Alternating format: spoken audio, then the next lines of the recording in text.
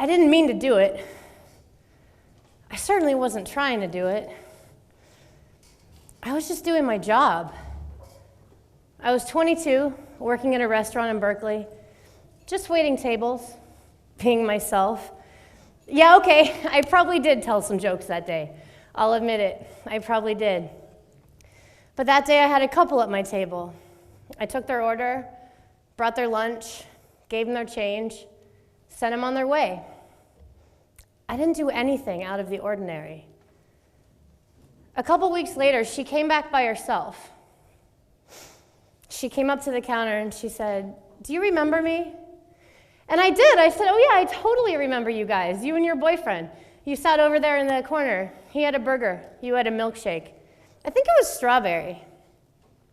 She said, "Yeah, that was us. He killed himself 2 days later." I didn't know what to say. I wouldn't know what to say to that now. I certainly didn't know what to say when I was 22. So I said, "I'm so sorry." And she said, "I didn't come in here to tell you that to make you feel sad. I came to say thank you because you made him laugh that day. Actually, that was the last time I saw him laugh. So I wanted to come back and say thank you for being the last person to make him laugh."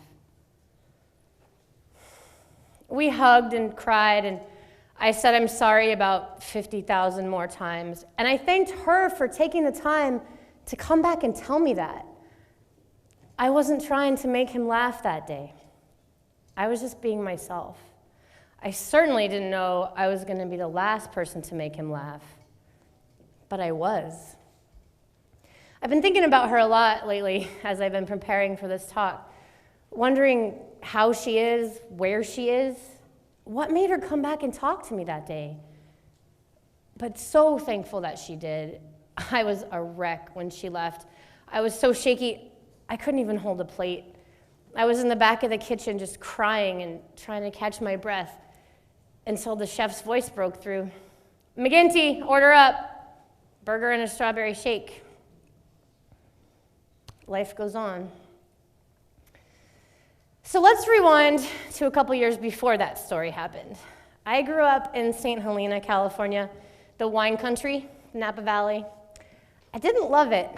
The kids there were really mean to me, mostly about my curly hair, lots of other stuff, but mostly my hair. So when I was 20 and I found myself back in St. Helena, after having been to college in Boston for a year and a half, but getting kicked out for not being able to pay, I really didn't love St. Helena then. Everyone else around me had all this money. Money, money, money. And money was the one thing that would have kept me in college. But I didn't have any. So I was pretty upset with St. Helena at that point. And the really infuriating part was that since I still owed the school in Boston $10,000, they wouldn't release my transcripts. And without transcripts, I couldn't apply to any other schools. So I was totally stuck. All I wanted was to move on, apply to HSU because I'd always loved Humboldt County, and get a degree in journalism. That's it. That's all I wanted. I wanted to write for newspapers or magazines, and that was it. But the school in Boston wouldn't release my transcripts, even though I had a 4.0 GPA and I was in the honors program. I'm really involved in my community here. I was like that in college too, but none of that mattered. And I was totally stuck. I was 20 years old, living at home with my mom in St. Helena, and I was really pissed off. So my mom had been having this conversation with a friend of ours in the community, telling him about the problem I was having getting my transcripts released. And I don't know if she was asking for help or just lamenting the state of the educational system in America or what, but he paid attention.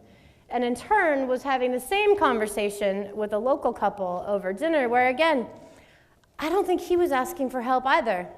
I think he was just telling them the story of this girl in town, Jessica, who'd been to college in Boston, totally loved it, rocked it, totally kicked ass, but got kicked out for not being able to pay and only wanted to continue her education.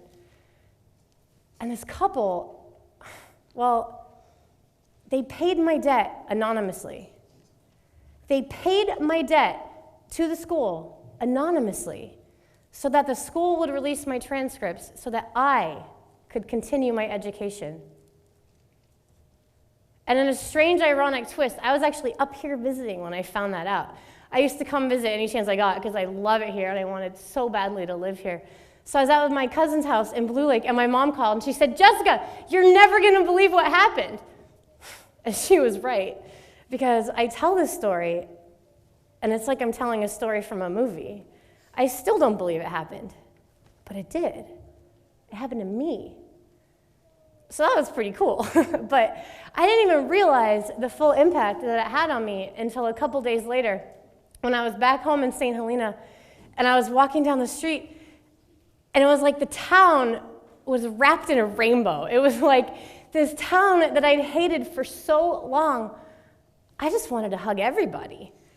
Everybody that I saw walking down the street, I just wanted to hug them because I didn't know who had done that for me. It could be anybody. It could be that guy. It could be that lady. I didn't know who had done this amazing thing for me so selflessly and anonymously. So not only did I get this warm, fuzzy feeling, to put it mildly, about people in general are good. They want to do nice things for each other. They don't always want the thank yous and the accolades, clearly, but it totally changed the way I felt about that town at that time. And if anybody needed that right then, it was me, because I certainly had never felt like I wanted to run up to everybody on the streets of St. Helena and hug them. But I felt like that, and it stayed with me for a long time, that feeling. It stayed with me. And I never did find out who it was. I never got to say thank you. I also never got to go to HSU, but that's, that's unrelated, and things seem to have worked out anyway. But I think that couple, when they did that, they just wanted to help me get my transcripts released. They wanted to help me continue my education. I don't think they have any idea what they did to me in my soul when they did that. And I don't think I'm ever going to get the chance to thank them. The way that lady got to come back and thank me for being the last person to make her boyfriend laugh 2 days before he killed himself.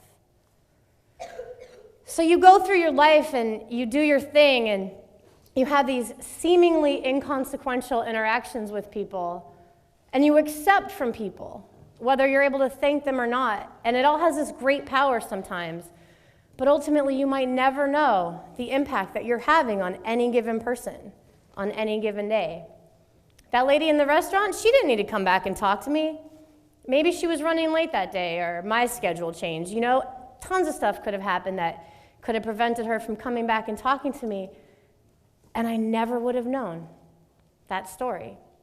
And you got to know that as you go through your life, there's going to be tons of stuff that you never find out about in terms of the impact that you're having on other people.